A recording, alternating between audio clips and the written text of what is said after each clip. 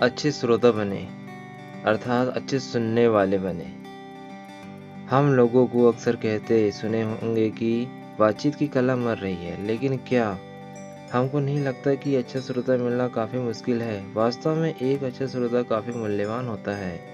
खुद से ये सवाल करें, हमको कैसा लगता है जब हम चाहते हैं कि कोई व्यक्ति हमारी बात सुने, लेकिन वे सुनने से ज़्यादा बोले, हमारी पहली बात पर ही वे असहमति प्रकट करे, वे हमको हर कदम पर टोके, वे बेसब्री दिखाए और हमारे हर वाक्य को खुद पूरा करे। वे शरीर से तो मौजूद हो, लेकिन उनका दिमाग कहीं और हो। वे सुने लेकिन समझे नहीं, हमको हर बात 3 बार दोहरानी पड़े, क्योंकि वे हमारी बात ध्यान से नहीं सुन रहे हैं। वे ऐसे नतीजों पर पहुँचे जिनका तथ्य से कोई मतलब ही नहीं है। वे ऐसे सवाल पूछे जिनका बातचीत के मुद्दों से कोई रिश्ता नहीं है। वे बेचैन लग रहे हो और उनका ध्यान इधर उधर भटक रहा हो। वे हमारी बातों पर ना तो ध्यान दे रहे हो और ना उन्हें सुन रहे हो।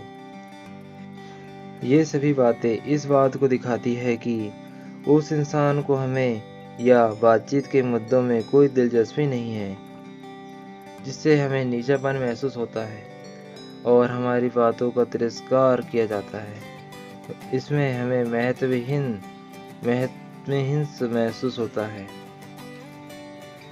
इसी का विपरीत अगर हमें बातचीत का माहौल आरामदेह बनाता है, सारा ध्यान हमारी तरफ लगाता है, जरूरी और विषय से जुड़े सवाल पूछता है, तो हमें महत्वपूर्ण समझा जाता है और हमें उपयोगी समझा जाता है। हमारे सुनने के ढंग से पता चलता है कि हम कितनी परवाह करते हैं। हम जब दूसरे व्यक्ति के प्रति ख्याल रखने वाला नज़रिया दिखलाते हैं तो वह व्यक्ति खुद को महत्वपूर्ण महसूस करता है। जब वह महत्वपूर्ण महसूस करता है तो क्या होता है, उसका हौसला बढ़ जाता है और वह हमारी बातें सुनने के लिए और भी अच्छी तरह तैयार होता है। खुले दिल वाला होने की एकमात्र विश्वसनीय पहचान है खुले कान वाला भी होना। एक अच्छा श्रोता बनने के लिए दूसरे को बोलने के लिए उत्साहित करे, सवाल पूछे, यह हमारी दिलचस्पी को दिखाता है। वक्ता के बोलते समय रुकावट न डाले, विषय न बदले, सम्मान और समझ का भाव दिखाए, ध्यान से सुने, इधर उधर ध्यान भटकाने वाली चीज़ों से बचे, अपने आप को दूसरे के स्थान पर रख कर देखे, खुले विचारों वाला बने, अपनी पहले से बनी धारणाओं और राय को अपने सुनने में बांधा ना बनने दे, संदेश पर ध्यान दे ना कि कहने की सलीके पर। शारीरिक हरकतों की भाषा को पहचाने, जैसे कि चेहरे पर आने वाले भाव, नज़रों की भाषा। हो सकता है कि ये अभिव्यक्तियाँ कोई अलग ही संदेश दे रही हो। भावों को समझे, ना कि सिर्फ शब्दों को सुने। दूसरों को बोलने के लिए और प्रेरित करने के लिए खुद एक अच्छा श्रोता बने। अच्छा श्रोता वही कहलाता है जो दूसरों की बातों को ध्यानपूर्वक सुनता है और उनकी बातों को समझता है। स्कूलों और कॉलेजों में जब हमें शिक्षक कोई बातें समझाता है, हमें ध्यानपूर्वक समझना चाहिए। अगर हम ध्यानपूर्वक उनकी बातों को समझते हैं तो हमें अनेकों फायदे मिलते हैं, जैसे कि नई नई चीज़ें जानने को मिलती है, नई नई चीज़ें हमें आगे बढ़ाती है। जिन चीज़ों को हम जानते हैं वह अच्छे से समझ सकते हैं।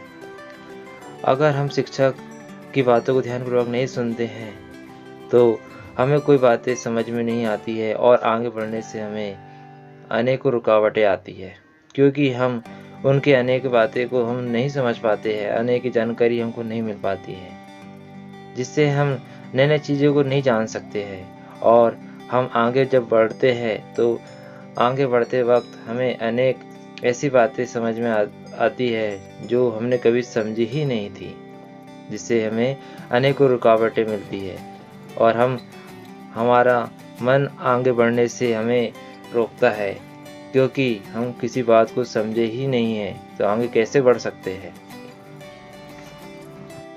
क्योंकि हमने पहली क्लास को ही नहीं पढ़ सके तो दूसरी क्लास को कैसे पढ़ सकते हैं। इसी प्रकार हम पहली क्लास के टीचर से जब कोई शब्द, सवाल या पुस्तक को पढ़ना ही नहीं पाते तो आगे की पुस्तक को हम कैसे पढ़ सकते हैं। इसीलिए हमें अच्छा श्रोता बनना बहुत ज़रूरी है। अच्छा श्रोता अगर हम बनेंगे तो आगे बढ़ सकते हैं। अगर आगे बढ़ नहीं पाएंगे तो हम जहाँ हैं वहीं रह जाएंगे, जिससे हमारे अनेकों रास्ते बंद हो जाएंगे और हम आगे बढ़कर भी नहीं बढ़ सकते। इसीलिए हमें अच्छा श्रोता बनना ज़रूरी है।